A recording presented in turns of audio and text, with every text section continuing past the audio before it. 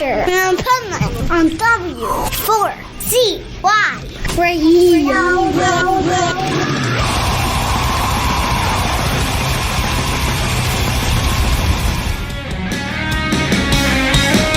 Desperation hits the burning streets.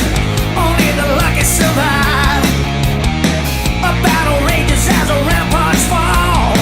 The devil breaches the wall. So if you wanna hold me and love me, then ride the coming storm. Well, I'll be right beside you, guide you. When the darkness comes, baby, when the world stops and the bombs drop.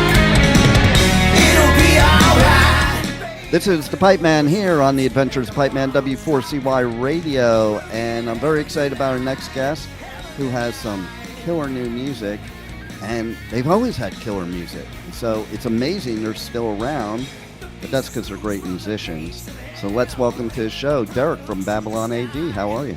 Yeah, great, man. Great to be here.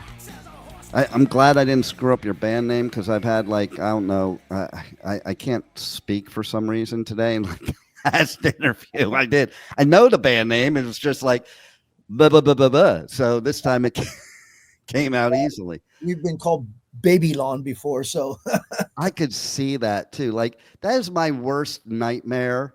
If I really don't know how to pronounce a band name, I will ask them before I start the interview to tell me, okay? Or I'll look it up and hear them in an interview say the band name themselves. Yeah, I've done that before. Or when I go over and I do festivals all over the US, UK, and Europe, and I always let the band tell me who they are. Because then good idea. Can't screw it up. Because to me, I don't know, I would be insulted if you were doing an interview and you mispronounced my band name. Come on, do your research, dude. Absolutely. But, I mean, it's pretty cool that here we are, 2025, and you got new music. You've been around most of my life in the rock and metal community, too. So, I always love when bands have been around this long and still can put out new music. I'm in awe of how doing this after all these years, that you can still be creative enough to make new music. Of course, there's a plenty to talk about nowadays, but your newest title song, I mean, geez, I feel like we're living it. Yeah, I kind of think that's why I wrote that song, When the World Stops, is because I kind of feel the same way. Right. I feel like the world is spinning so fast and we're all going to fall off and it's going to stop. Absolutely. At some point it will, that's for sure. And I think, all of our lives, me and you, we've heard about the apocalypse. Right. Mm-hmm. But what scares me is everything from back in the 80s that we were talking about is all coming true now. All the sci-fi movies from then is coming true now. I'm like, please, no apocalypse while I'm still on this planet. Funny, okay? Me and my bass player were talking about that the other day when we were in Denver. We played a show in Denver, and we were sitting in the hotel room. We started talking about it. Did you ever notice that everything we seen when we were little kids is kind of happened now? Right? I mean, think about it, okay? So on Star Trek, when they had the flip phones, those are outdated now. Imagine, you didn't think you'd have flip phones. But the only thing that's missing is a beam me up, Scotty part. When they get that down, then we know it's like, whoa. I know, right? And then, okay, so they would talk on video, and here we are. This was just sci-fi. What we're doing right now was sci-fi in the 80s. Yeah, I know, it's nuts, man. It is. That's why I think it's hilarious that you take bands that wrote music in the 80s and you could substitute places, substitute names, and it could be the same song today. Yeah, which I agree. That kind of blows my mind and is terrible. In other instances, you would think we would be past all that stuff that we were writing about in the 80s. That's true. So you also have, as of recent years, new members to the band. Do you think that's put some fresh life into the band too? Absolutely. Yeah, absolutely. When we got Dylan, the drummer, he's 24 years old now. Uh, we got him when he was 21. So he's been with us for 3 years now. It's really funny because this kid he's 24 now, but he is an encyclopedia of hard rock, of metal, of rock I and roll. love it. It's so weird, man. I mean, you could talk to him about Judas Priest or Aerosmith or AC/DC or ZZ Top.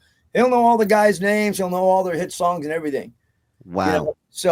So there's a lot of kids in his generation that are just rediscovering rock and roll music, hard rock, it's pretty interesting. And then Craig Pepe, pretty well-known bass player on the Los Angeles area. So when they joined the band, it was just seamless. The first time we auditioned those guys, they came together as a package, and we played 8 Babylon A.D. songs, and they played them perfect, just like we could stage the next day.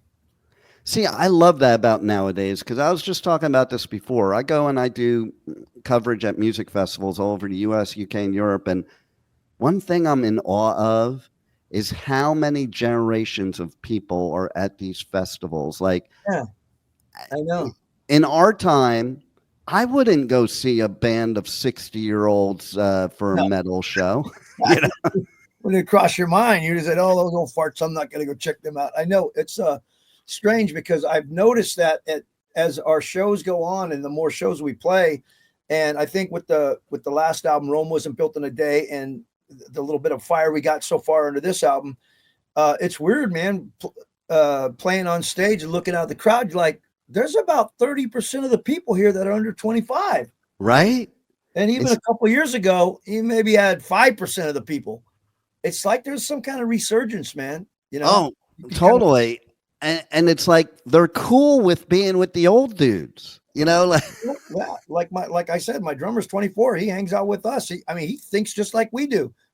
I don't know why. I love that. That's amazing. And it just shows how rock, hard rock, and metal, it stood the test of time. People said it was dying, but listen, I think metal's bigger now than it ever was, to be honest. Yeah, it's like a dinosaur that just is not going to go extinct, Right? Totally. And even some of these bands, like you mentioned Priest, to put out new music and for Halford to still have the voice he does. Yeah. Oh my God. Yeah. Nuts. And I just saw Scorpions at Hellfest, Priest too, but Scorpions, man, they kicked ass. Yeah. Like they were unbelievable, and that's the cool. And look at Ozzy. Okay. Like that final show, I think he sounded the best he's sounded in years. Yeah, that was pretty awesome, man. That was a great tribute, and that was pretty amazing, It gave me chills, but I knew what was going to happen after that, because I've said for years, like Sharon kept trying to get him to retire. I'm like, if he retires, he's just going to die because, he loves the stage so much. It keeps him going, yeah. Yeah, so, it was like, it sucked. It was a shock, but it wasn't that much of a shock to me when it happened afterwards, because it was like, that was his last hurrah. Yeah, I've seen an interview with Pierce Morgan, and I guess Pierce Morgan is a good friend of Sharon's and Ozzy's. And he talked to Ozzy when he was in the hospital, I guess maybe 2 weeks before or something. He went in for something minor. And Ozzy just said, "This is it, mate. This is my last show. And after that, I'm good." That's what he told Pierce. And Pierce went, "Okay." And then sure enough. Wow. Yeah. What a shame. But man, talk about a mentor to everybody, that you could be who Ozzy was and still last all this time and still be the hero to people that he was. Like the craziness that guy lived. Jeez. Like, wow. I don't think I would have survived everything he went through. And I was in the Sunset Strip in the 80s, and I don't think I could handle a lifetime of that. Well, I think it's probably due to Sharon, right? Sharon's keeping him on the up and up, and him having kids and having some kind of like normalcy. If he wouldn't have had her as his anchor, he probably would have went on the deep end a long time ago with no one to help him, That's a good point, because she was like the evening out. And I've heard stories about like Sharon just like him doing something stupid, and she just would beat the shit out of him, like Oh, uh put him right in his place.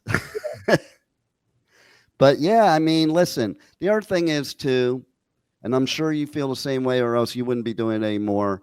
You got to be having fun when you're doing this for a living, because you're in the wrong business if you're not having fun. that's the only reason I'm still doing it. And I know everybody in the band too. It's the only reason that we keep doing it, because it's. I think it would be like, you're Michael Jordan, or you're retired, but you're 60 years old or you're 55 years old. You can't play as fast as you did, maybe, but you're still really good. Right. And you're still having fun. So you're not going to quit playing basketball, Exactly. And I'll tell you what, seeing the video, you guys looked like we were still in the 80s and 90s. Like, just the energy of you guys playing in that video. Yeah. Well, we still have that energy on stage. Everybody always says, how the hell do you guys do that, man? We still kick ass when we hit the stage. It's kind of like we go out like as we're going to go in a fist fight and we're not going to lose. Right. We all look at it like, all right, let's go kick some ass. No doubt. And I think a lot of people don't realize too, when you have this severe passion for what you do, like you do, it's like you go into this zone when you get up on the stage, and there's this adrenaline rush that doesn't matter anything else. You're just living in that moment right then and there.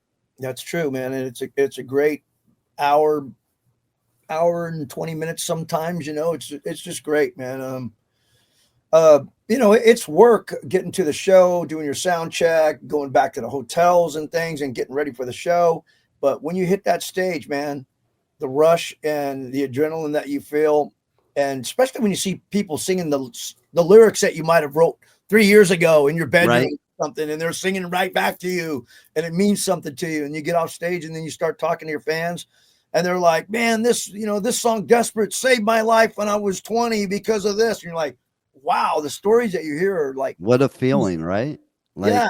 But then I think to myself,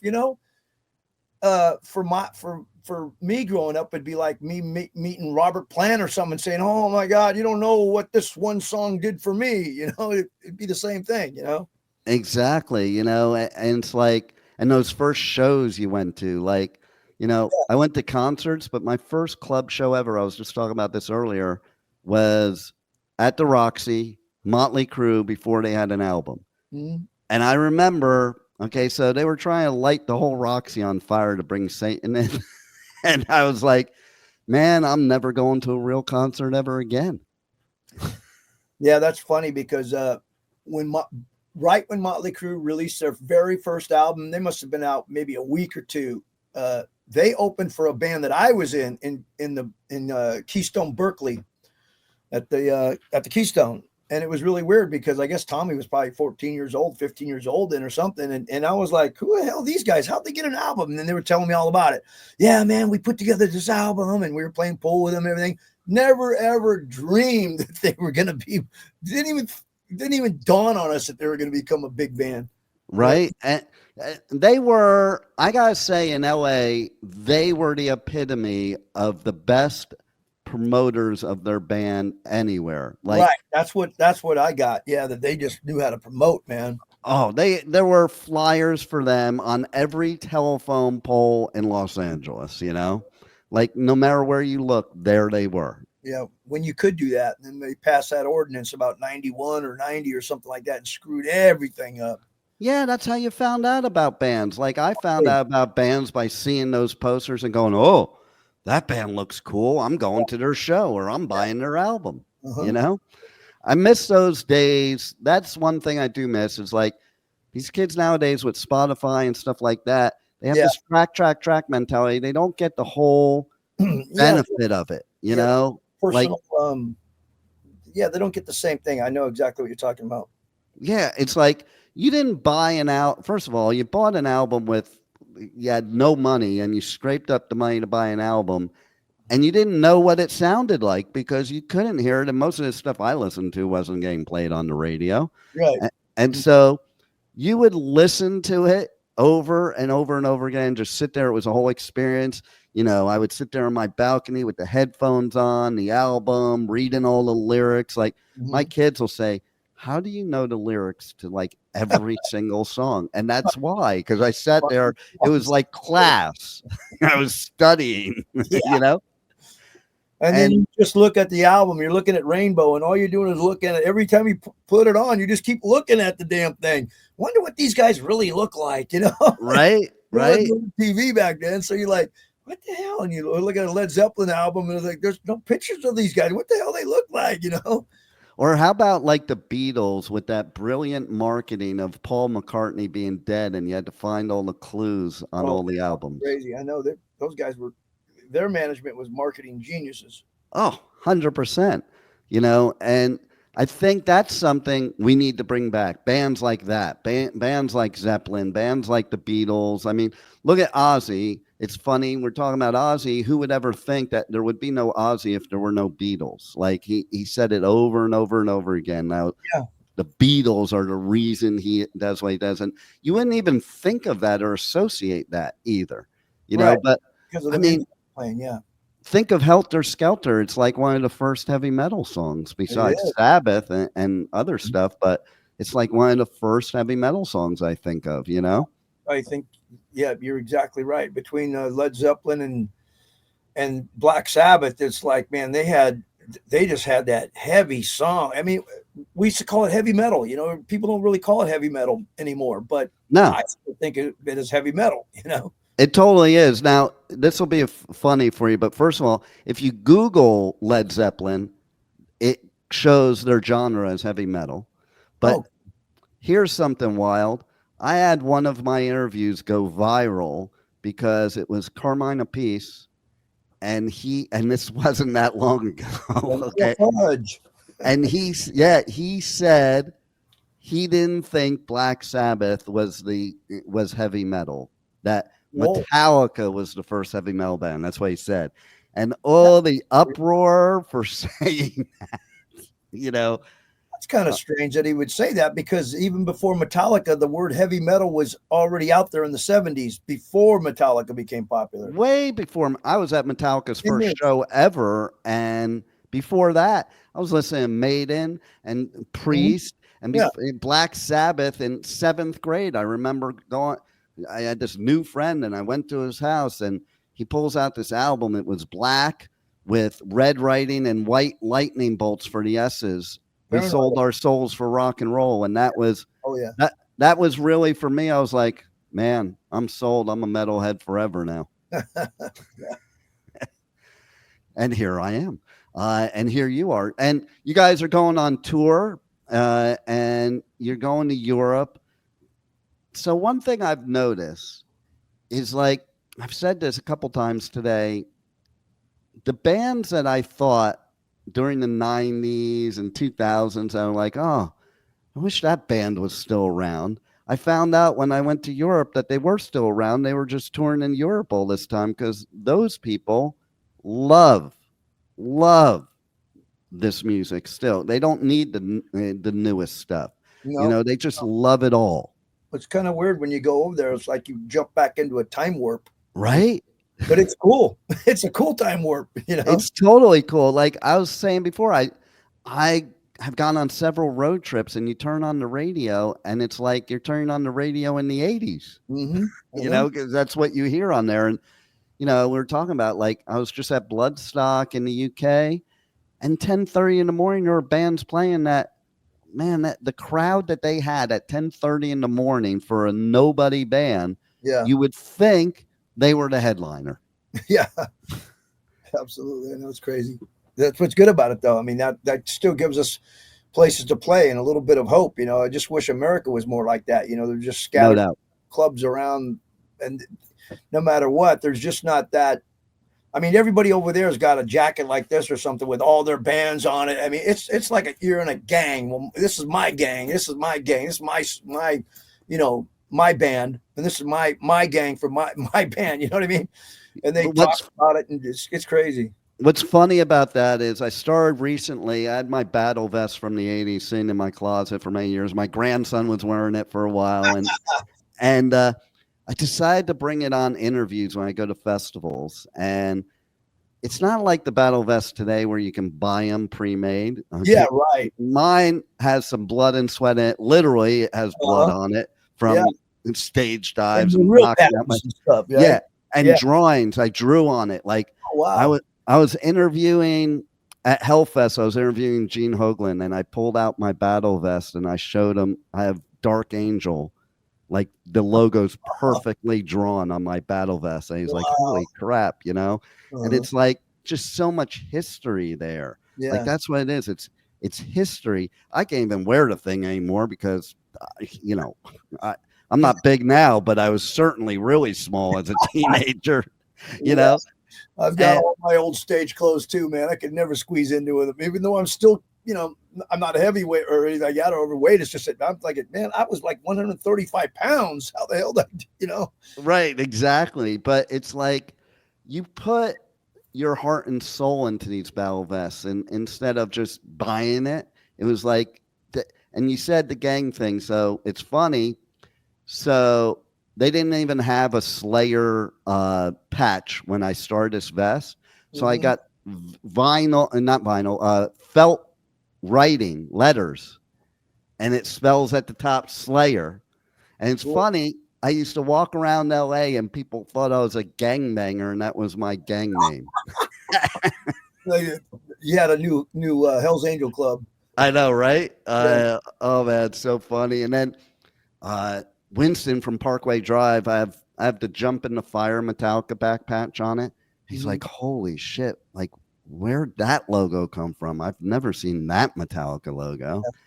You know, and so, but it is still cool to see kids nowadays still doing that, still keeping metal and rock and hard rock alive and bigger than ever. I think, you know, like when would you have? There was only one time when I was a teenager that I went to a show that had as many people as you see festivals now, and that was the 1983 US Festival.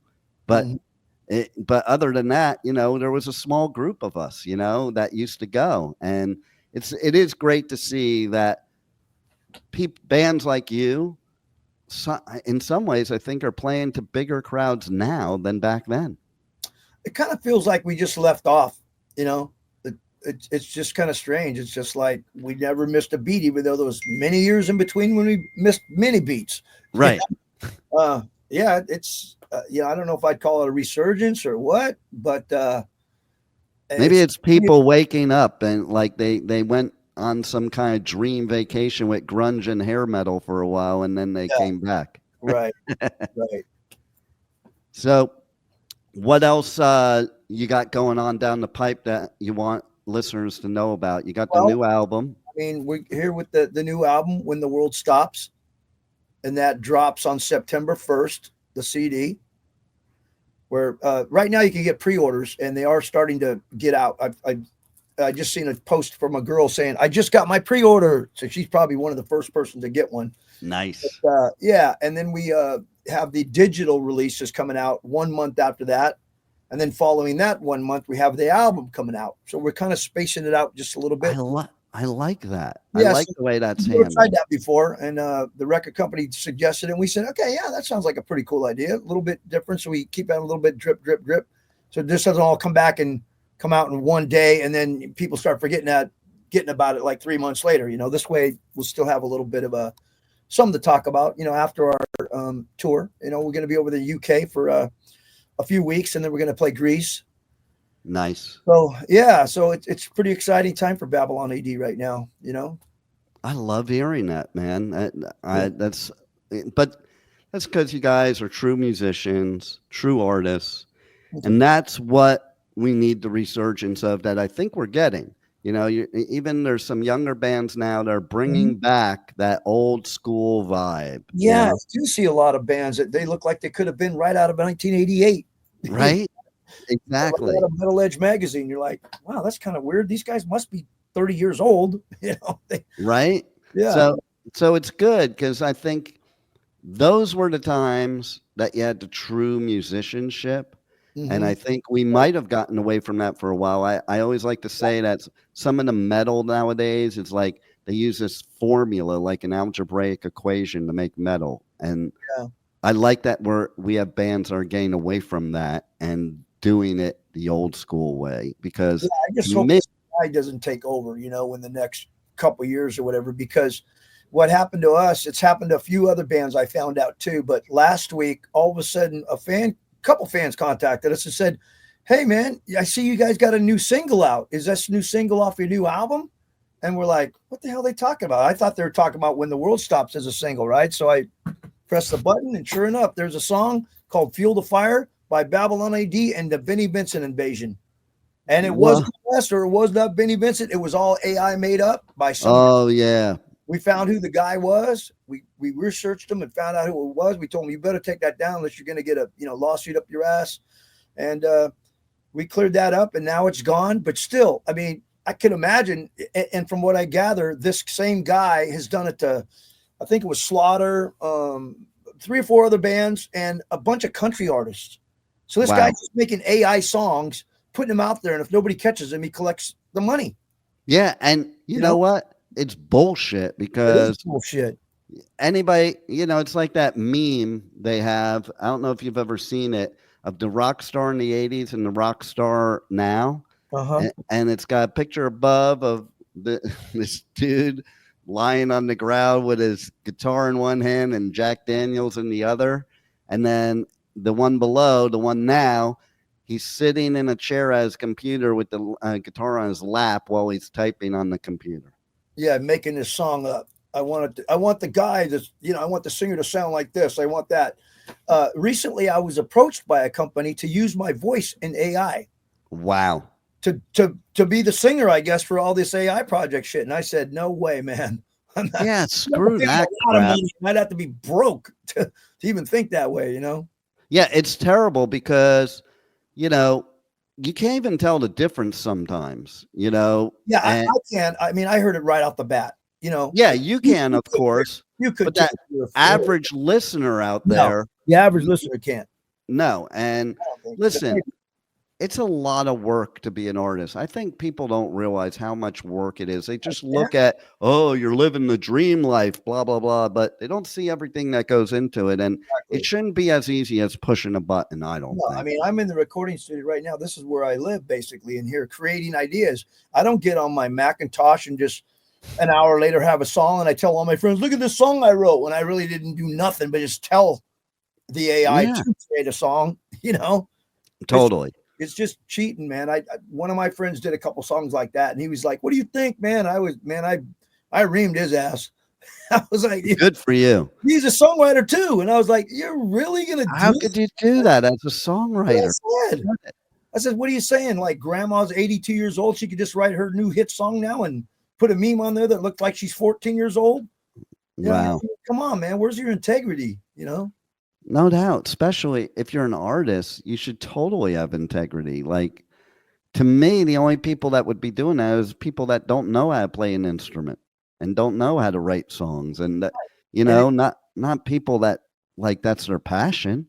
Yeah, exactly. And if they're going to do it, let everybody know, "Hey, AI wrote this, and this is not, whatever. I own it maybe, but this is just my idea that I put into a computer." Somehow, they should have some kind of clause when you listen to the song, if this is AI generated or whatever.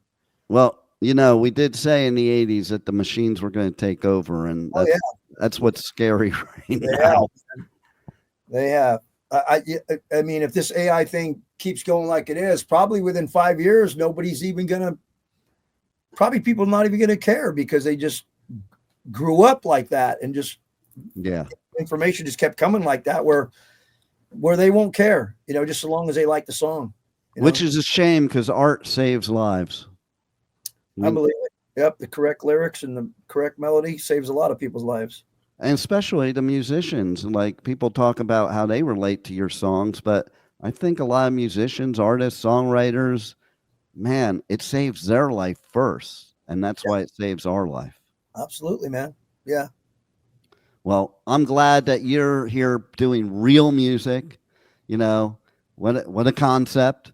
And, and being a real musician, because to me, real musicians, they figure things out and make mistakes along the way and experiment. And Yep. I remember I was playing guitar when I was a teenager, and my dad's like, "You suck. You should give that up." And really, what I was doing is I was just experimenting. I wanted to see what sounds I could make out of the guitar. I didn't give a shit about the scales. I wanted to hear what I could make that guitar do. Yeah. So that's cool. And everybody should check out the new album. Get it. Pre-order it now. If you don't, get it on the 1st. And check out your tour dates and everything else. And man, I'll tell you what, I like the new music, and I know they will too. So thank you for still being a great musician and a true artist. Appreciate it, man. And thanks for being on the Adventures of Pipe Man. Yeah. Thanks for having me, man. Thank you. Thank you for listening to the Adventures of Pipe Man on W4CY Radio.